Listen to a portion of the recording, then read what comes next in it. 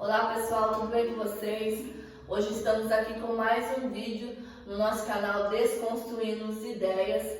E antes de eu começar o tema de hoje, eu peço para vocês que entrem aí, deixem seu like, compartilhe, ative o sininho para vocês não perderem nenhum conteúdo que nós vamos trazer aqui para vocês. O tema de hoje, na verdade, é sobre o centenário de Paulo Freire, que foi no dia 19 de setembro. E o Gabriel vai trazer um pouquinho para a gente sobre a biografia de Paulo Freire. Né, Gabriel? Isso aí. Boa noite, Suzete, tudo Boa bem? noite, Boa tudo noite, bem? Fernando, tudo Boa bem? noite.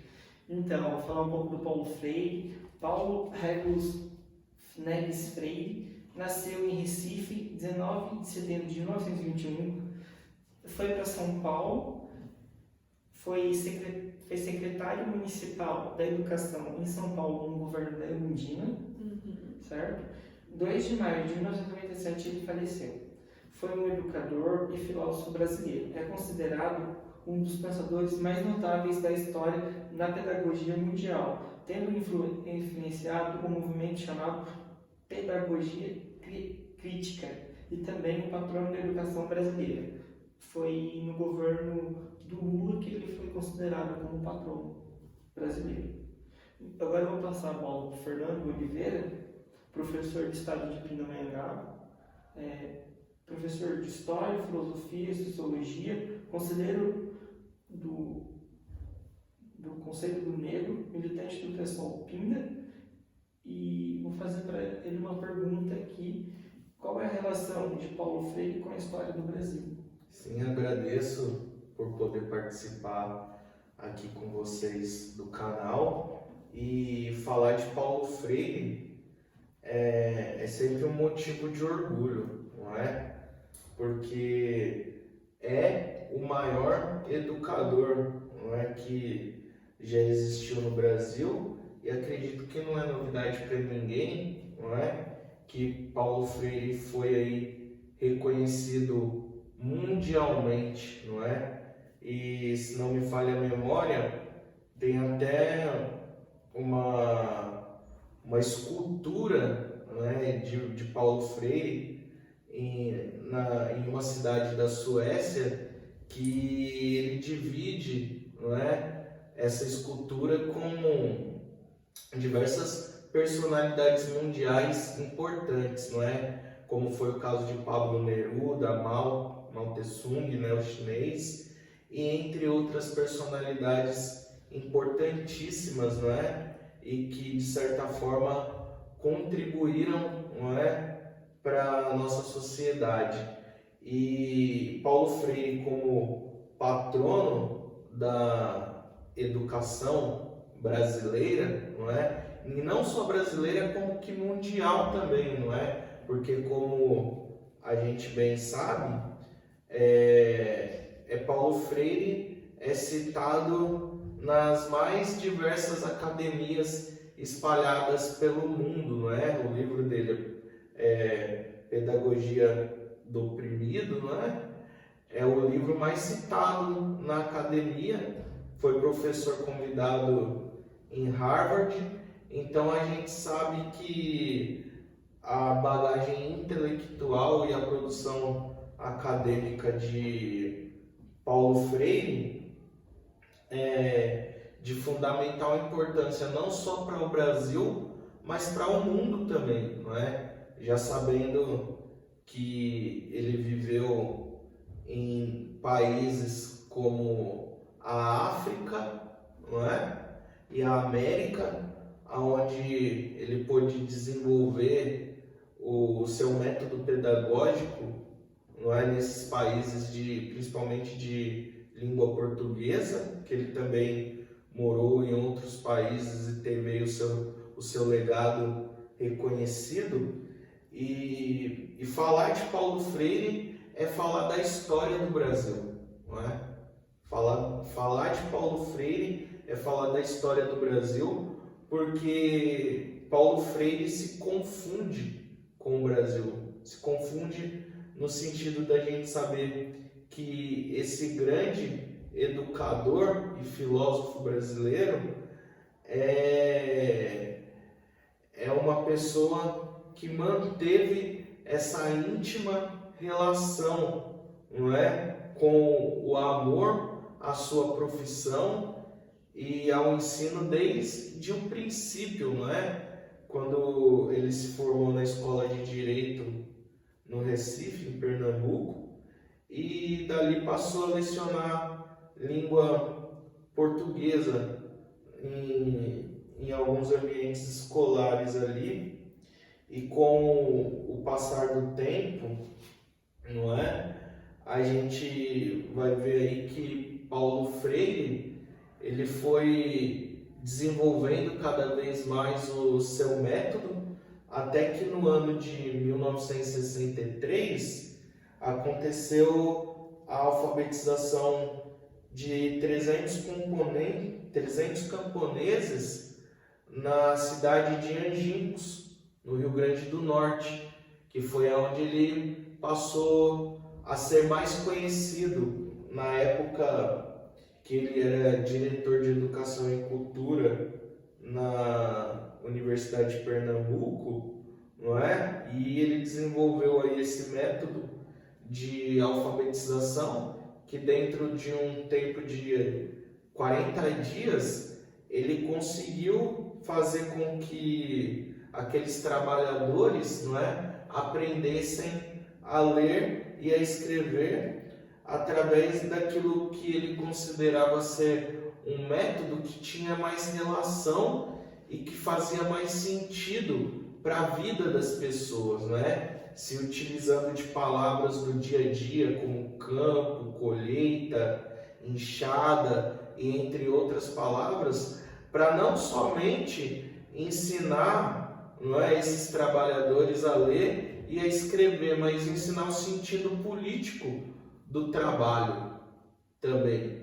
E como a gente sabe, não é, na pedagogia de Paulo Freire, que ele trabalhou muito a questão do opressor e daquele que era oprimido, não é? E conscientizando cada vez mais o trabalhador da forma com a qual ele podia intervir politicamente na nossa sociedade, não é? Para que a partir dessa perspectiva, não é?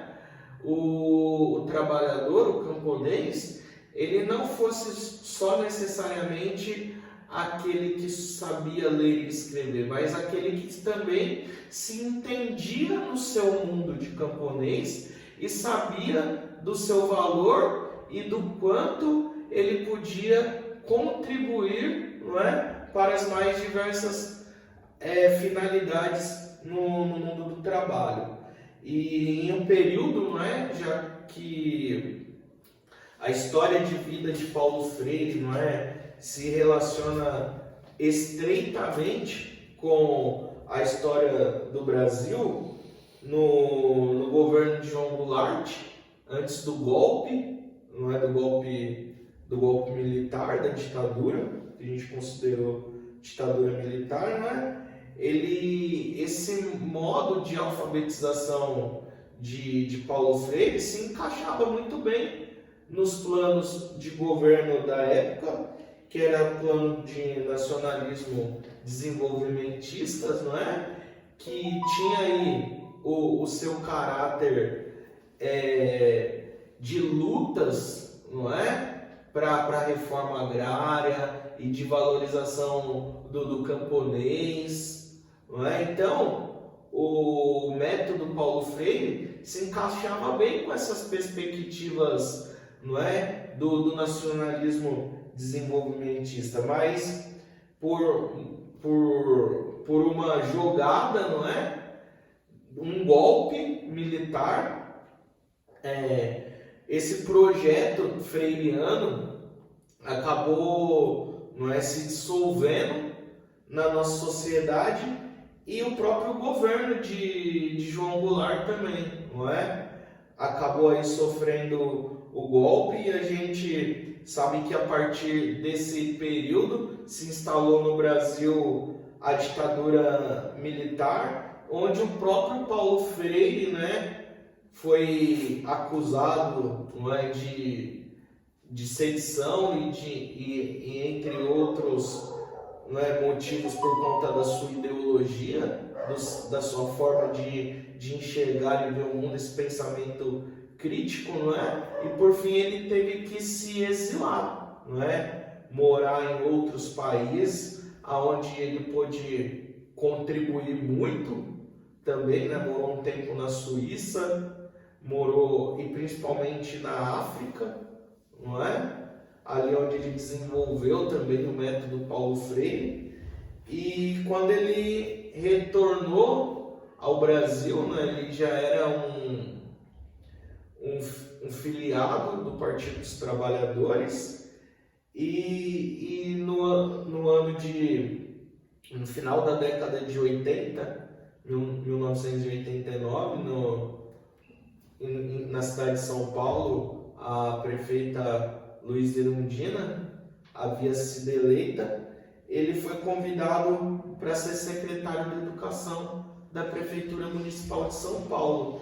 Então essa volta de Paulo Freire, não é, ao Brasil, que muita gente não conhece, não sabe a história desse grande educador, dos livros que ele escreveu, não só a pedagogia do oprimido, como também a pedagogia da autonomia, e esse ideal de educação que ele passava para as pessoas, que a gente é mais do que aquilo que a gente passa a conhecer, porque quando a gente se entende no mundo e sabe o quanto a gente pode interferir positivamente nas mais diversas ações histórico-sociais, tudo muda. Eu costumo chamar isso de a espiritualidade freiriana, não é? Que vai para além daquilo que a gente pode aprender, porque ela acaba explorando de fato as mais diversas habilidades próprias do ser humano. Então, a Secretaria da Educação da Prefeitura Municipal de São Paulo teve na sua gestão, um exímio educador, e que até hoje nós colhemos esses frutos, através do EJA, que hoje a gente conhece como EJA, que é a educação de jovens e adultos que não tiveram oportunidade de estudar, no período de formação entre o ensino fundamental e o ensino médio. Então, falar de Paulo Freire, levanta vários temas, inclusive esse que eu acabei de trabalhar com vocês sobre essa breve, introdução aí e os acontecimentos que houveram no Brasil ao longo da história, para que hoje, a gente compreenda o legado do patrono da educação. Mas muito não veio dessa forma, Muito querem diminuir esse legado que o patrono da educação, Paulo Freire, deixou, para a educação, para nós todos. E nesse sentido, eu vejo muito pessoas, inclusive um dos maiores críticos do Paulo Freire, que é o Olavo de Carvalho, dizer que o método dele é ideológico. Mas como que não vai ser ideológico, Você poderia falar um pouquinho? Teria como ter um método sem ideologia, Fernando?